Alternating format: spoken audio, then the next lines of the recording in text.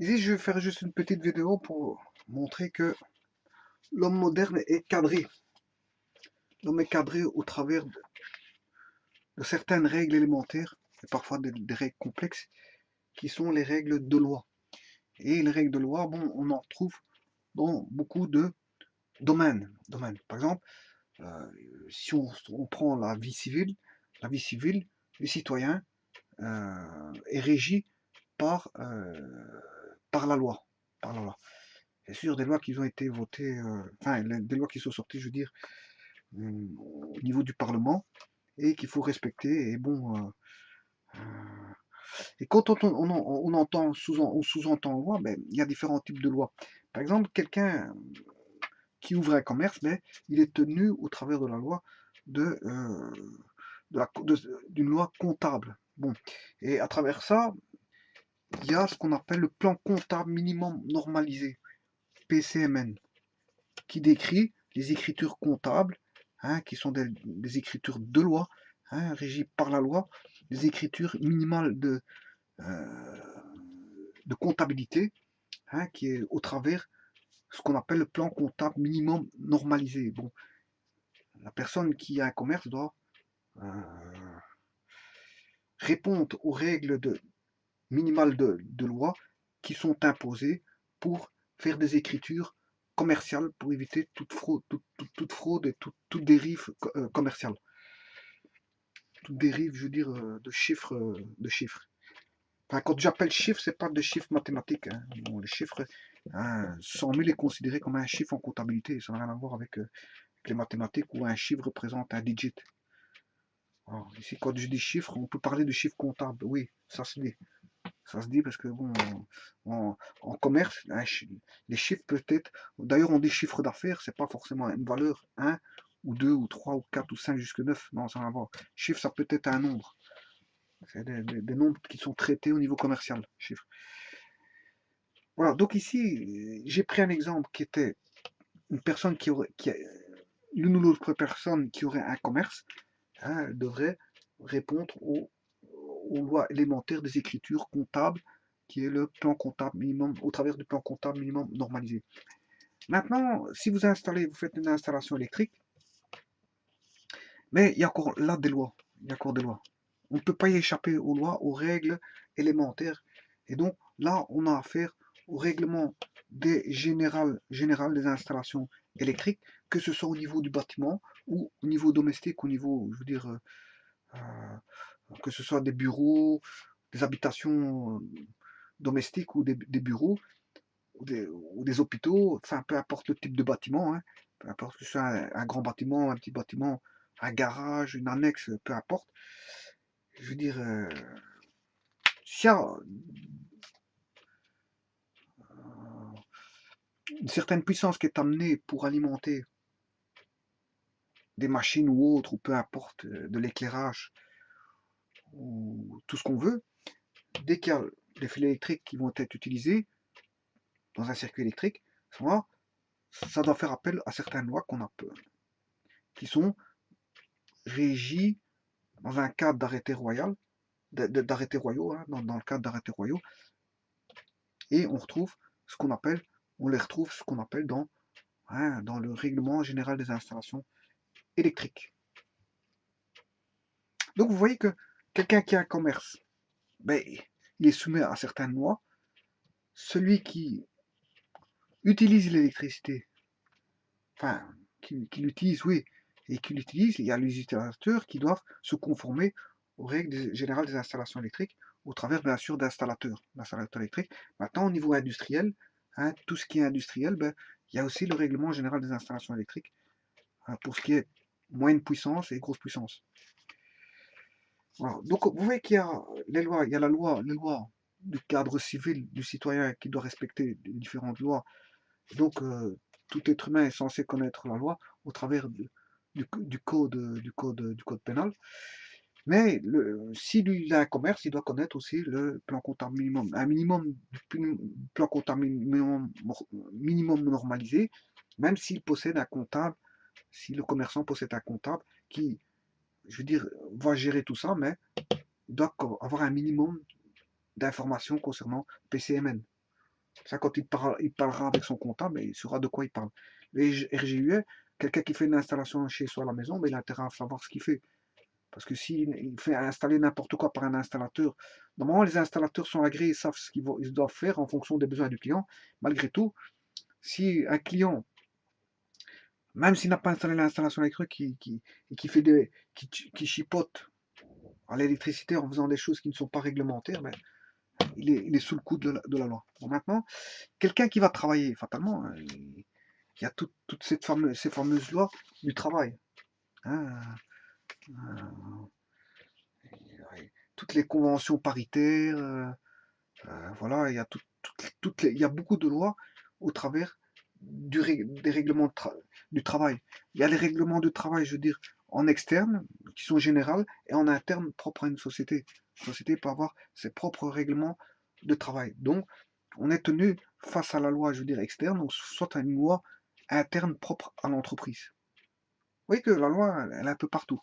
Maintenant, si vous allez conduire une voiture, mais encore une fois, vous allez prendre une voiture, vous êtes sous le coup de la loi, du respect de la loi. Vous devez respecter les lois du permis de conduire.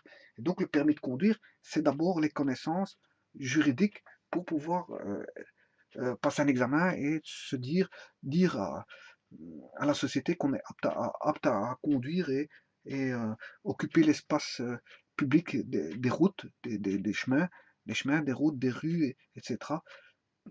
à l'aide d'une automobile en évitant un maximum, je veux dire, en évitant, pas au maximum, en évitant tout court tout type d'accident. En évitant tout type d'accident.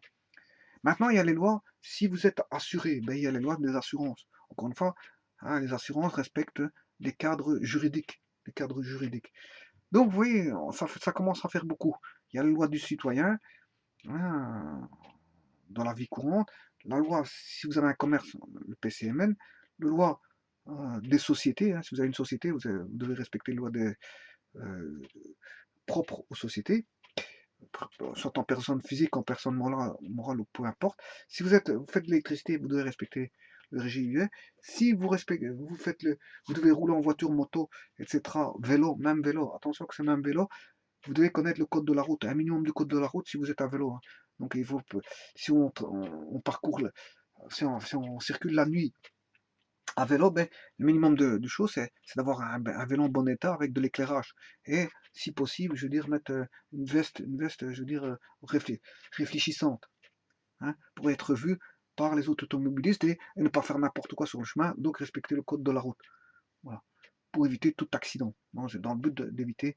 En fait, le code de la route, c'est chaque fois des mises en garde pour éviter hein, tout accident, la provenance de tout accident, en respectant, je veux dire, des cadres réglementaires du code de la route au travers de feux rouges, de feux, de feux de signalisation, de plaques, comment on appelle ça, de peinture au sol, peinture au sol, hein, qui peut faire indiquer qui donne des indications. Hein, par exemple, le, s'il y a un passage pour les bus réservé aux bus, donc vous ne pouvez pas rouler là. Quelqu'un qui va aller rouler là, il va le faire, mais il est contrevenant de la loi, contrevenant. Donc je veux dire, voilà, l'idéal c'est pas de rouler là, même si peut-être personne ne le verra, ou personne lui fera remarque, puisqu'il n'y a personne pour le verbaliser, mais disons que il va faire à sa guise et bon, il risque de créer, je veux dire, des soucis. Voilà. Et donc, on a les marquages au sol à l'aide de peinture. Avec, marquage, mais c'est pas que des marquages, on peut avoir aussi euh, je veux dire, des indications. Des indications. On peut avoir des lignes continues, discontinues, mais on peut avoir des indications sous forme de lettres. Par exemple, le bus. Bus, ça veut dire c'est une voie pour le bus. Si on voit un petit dessin avec un vélo, ça veut dire c'est pour les vélos.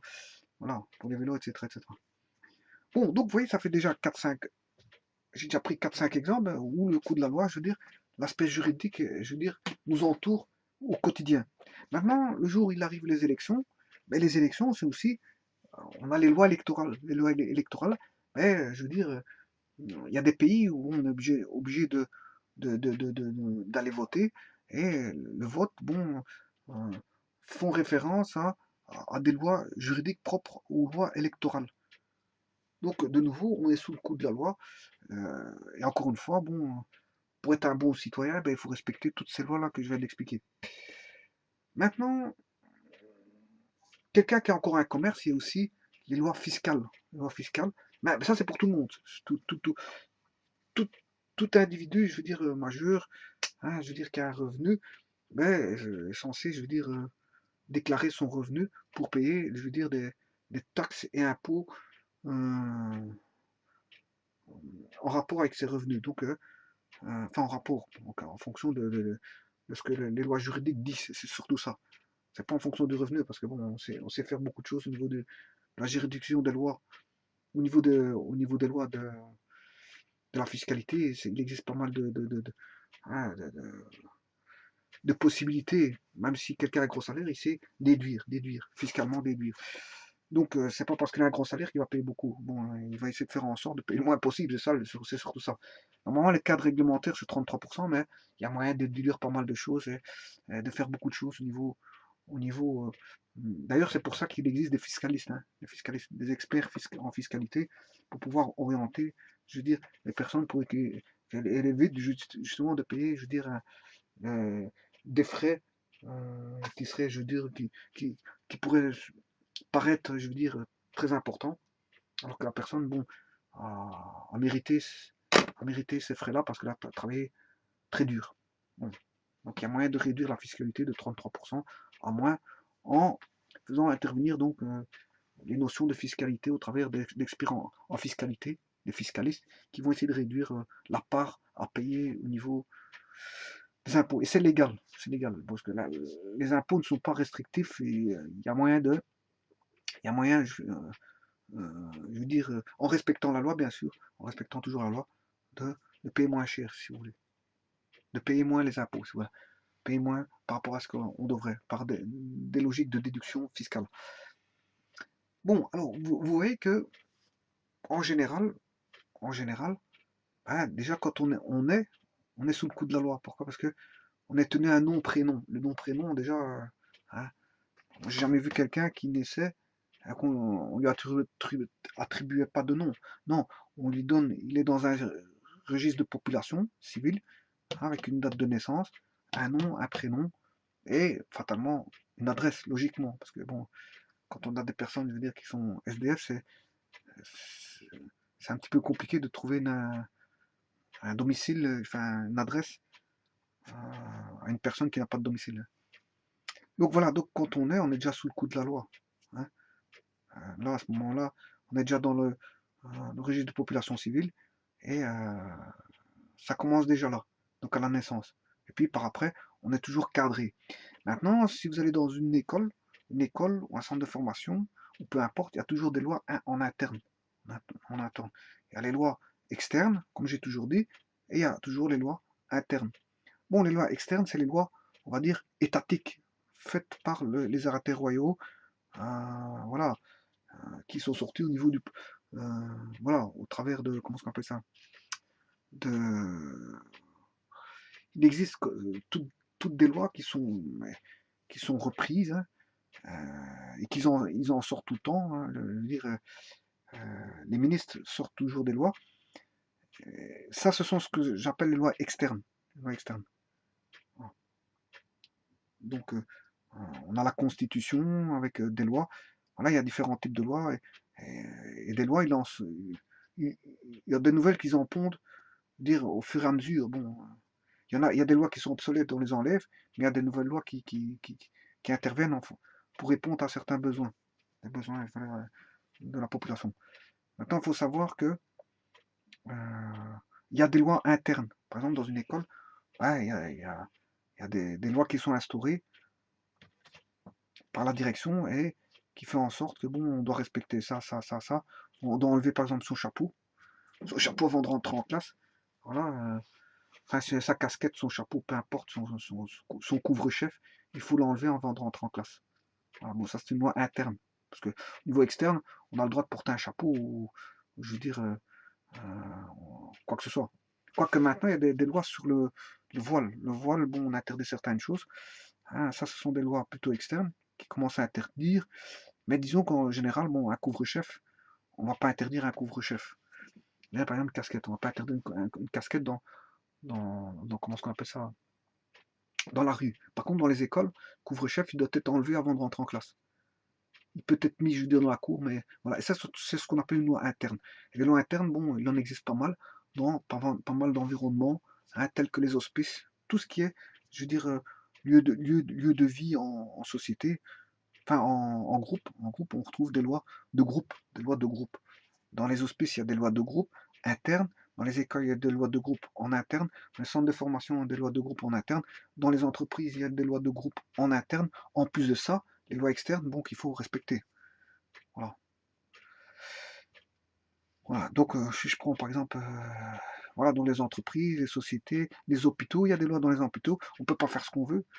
Dans un hôpital, on ne peut pas faire ce qu'on veut. Mais je veux dire, si on ne peut pas fumer, on peut pas fumer, je veux dire, il y a des endroits pour fumer, mais il y a d'autres endroits, bon, on peut pas aller fumer. Celui qui va fumer là-bas, ben, et s'il y a un responsable qui va passer, il va lui dire, écoute, bon, tu ne peux pas fumer ici, tu dois sortir parce que c'est la loi de l'hôpital. Donc il y a des lois internes et externes. Voilà. Donc tous les jours, on est confronté, je veux dire, à toutes ces lois qui viennent, je veux dire, euh, qui s'imposent et qui font en sorte qu'on a une certaine conduite par rapport à, à différents domaines, à différents lieux, à différentes populations que l'on rencontre. Hein, ouais, parce que si je rencontre certains types de populations, ben, il faut respecter leurs lois, ou voilà, leurs lois de groupe. Quand je parle de leurs lois, c'est les lois de groupe. Pas parce qu'il y a toujours la loi de l'État, et puis il y a une loi de groupe. Si vous rentrez dans un groupe, il faut respecter la loi du groupe. Voilà, quel que soit le type, l'entité du groupe. Parce que c'est, on va dire, la majorité qui fait toujours, je veux dire, c'est le groupe qui fait toujours sa loi par rapport à une personne. Sauf si la personne est décrite comme étant, euh, vient en tant que chef. Hein, là, à ce moment-là, c'est la personne seule qui va faire, qui va établir les lois du groupe. On peut avoir une personne qui fait la loi du groupe, mais c'est parce que cette personne-là est au-dessus du groupe. Est au-dessus du groupe. Mais en général, si la personne n'est pas au-dessus du groupe, hein, n'est pas chef ou responsable du groupe ou autre, à ce moment-là, s'il est à un même niveau, ben, c'est le groupe qui fait la loi par rapport à la personne.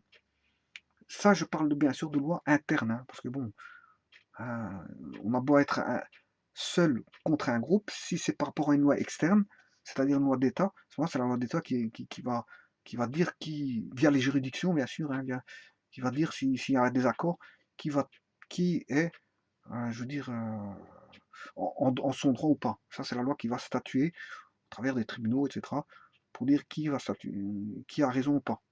Donc c'est l'individu ou le groupe ou l'individu.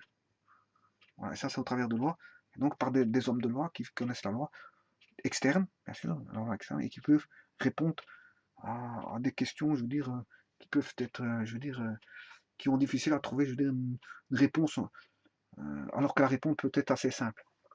Peut-être, je veux dire, à première vue assez simple, mais peut-être complexe, hein, avec des nœuds de solutions, euh, vu, vu de l'extérieur. Donc voilà, donc il faut respecter toutes ces lois-là, et il y en a tellement, hein, au niveau électricité, au niveau commercial, des lois commerciales, des lois électriques, des lois, bien sûr, il y a beaucoup de lois, hein, beaucoup de lois. Hein, on peut pas faire ce qu'on veut. Si déjà dans les habitations, il y a aussi des lois. Vous construisez une habitation, ben, hein, il y a l'urbanisme qui s'accorde à dire bon, si ce que vous allez faire, hein, au travers du passage d'un architecte est valide, est valable ou pas. Voilà. Parce que une construction peut être invalidée si elle ne répond pas, je veux dire, à certains critères de loi d'urbanisme. Oui, donc en fait, même dans l'urbanisme, là-bas, il y a des lois. Des lois. Voilà, il faut répondre aux lois.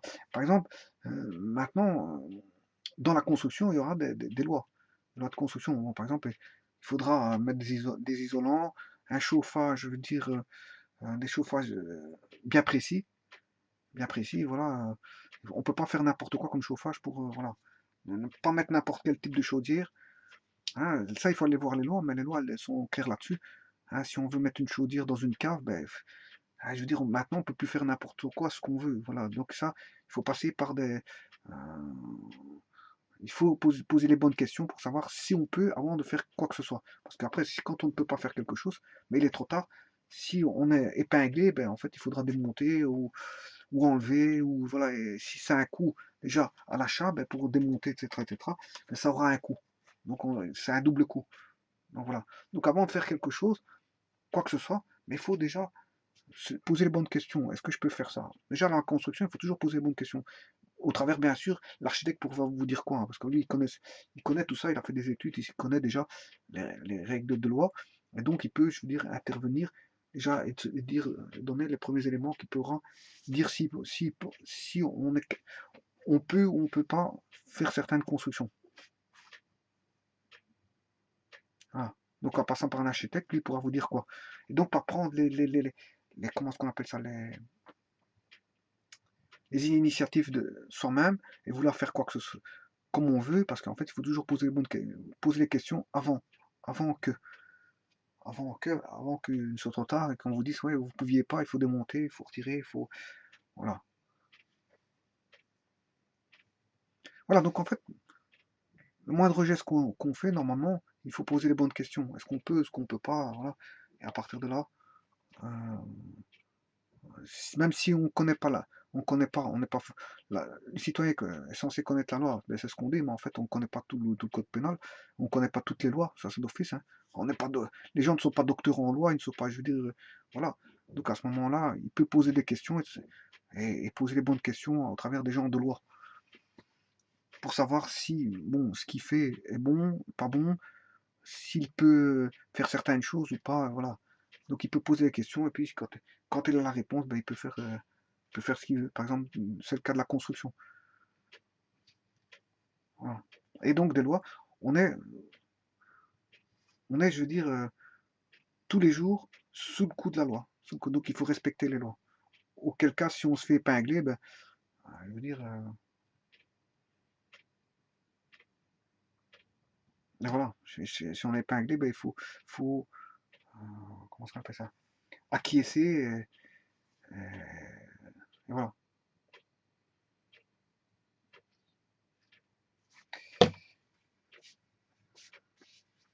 Je vous remercie.